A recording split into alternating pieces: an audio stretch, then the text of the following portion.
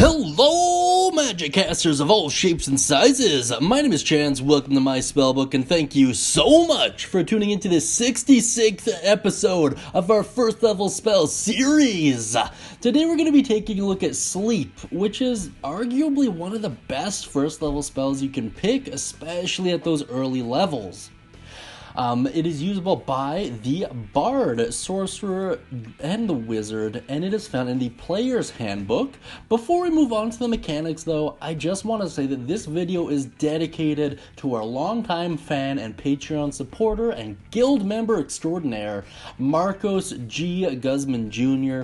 Thank you so much, Marcos, for your support. The guild is always happy to have you, and without further ado, let's take a look at the mechanics here. Your cast time is 1 action.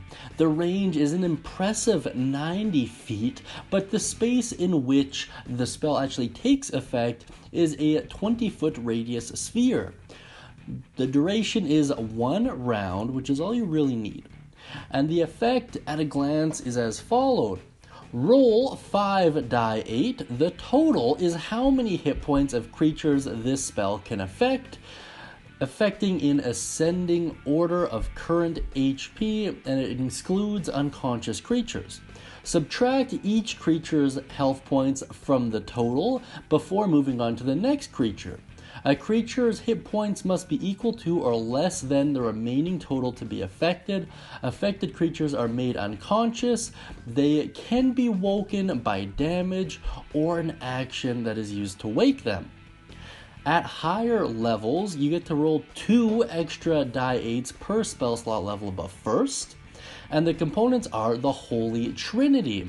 So you're going to have somatic, material, and verbal. If you are curious about that material component, it is a pinch of fine sand, rose petals, or a cricket, which is pretty cool. It's actually a lot of flavor there.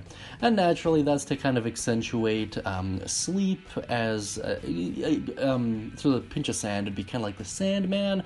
Rose petals are a strong aromatic, and the cricket to simulate boredom. The school is enchantment, which is very good stuff. And without further ado, let's take a look at the full description here. Now, to warn you, this one's quite lengthy. I do apologize for that, but it's just the way Wizards did it, so bear with me. This spell sends creatures into a magical slumber. Roll 5 die 8. The total is how many hit points of creatures a spell can affect. Creatures within 20 feet of a point you choose within range are affected in ascending order of their current hit points, ignoring unconscious creatures. Starting with the creature that has the lowest hit points, each creature affected by this spell falls unconscious until the spell ends. The sleeper takes damage or someone uses an action to shake or slap the sleeper awake. Subtract each creature's hit points from the total before moving on to the creature with the next lowest hit points. A creature's hit points must be equal to or less than the remaining total for that creature to be affected. Undead and creatures immune to being charmed aren't affected by this spell. At higher levels, when you cast this spell using a spell slot of 2nd level or higher, roll an additional 2 die 8 for each spell slot level above first. Oh, my goodness, quite a wordy one. So essentially how it breaks down, roll your 5 die 8, subtract that total by the hit points of creatures in ascending order. As long as the creature's hit points are at least equal to the remaining total, the creature is rendered unconscious, which is really great. If you're unfamiliar with what the unconscious condition implies, so the creature is considered to be incapacitated, it can't move, speak, and is unaware of its surroundings. It drops whatever it is holding and falls prone, automatically fails strength and dexterity saving throws. Attack rolls against have advantage. Attacks that hit the creature are considered to be a critical hit if the attacker is within 5 feet of the creature. Man, that's a mouthful. In any case, let's move on to some alternative uses here. So one of the cooler ones I've seen it used as is a great way to deal with guards.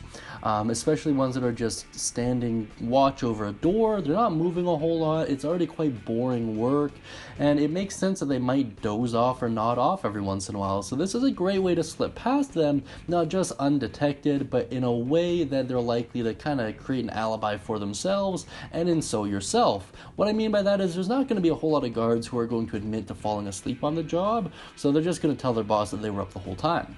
Another great way to use this is on trash mobs with typically low hit points.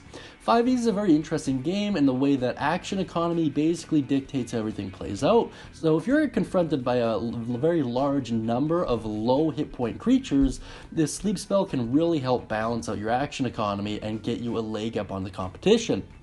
That being said, if you have any cool ideas or interpretations or just any ideas at all for the sleep spell, please let me know down in the comment section beneath. I really appreciate reading them, and I know everyone else does as well. That being said, I just want to take a quick moment to thank our patrons: Marcos G. Guzman Jr., Reina, Tanner Frazier, Kenny Garcia, Bruce T, and Tato Seal. Thank you so much, guys. I really appreciate your support in creating this series and this channel as a whole. It means a whole lot to me. And if you'd like to chat amongst us or a lot of the other viewers, please tune into the daily live streams that run from 10 p.m. to 11 p.m. Mountain Standard Time. It's a great place to chat, get to know each other, and have your questions answered. And if you like that cool hand-drawn Warforged on the screen and you'd like your own hand-drawn D&D character, please check out our Patreon videos to see exactly how to do that. That being said, guys, thank you so much for tuning in today. I really do appreciate having you here, and as always, happy casting, my friends.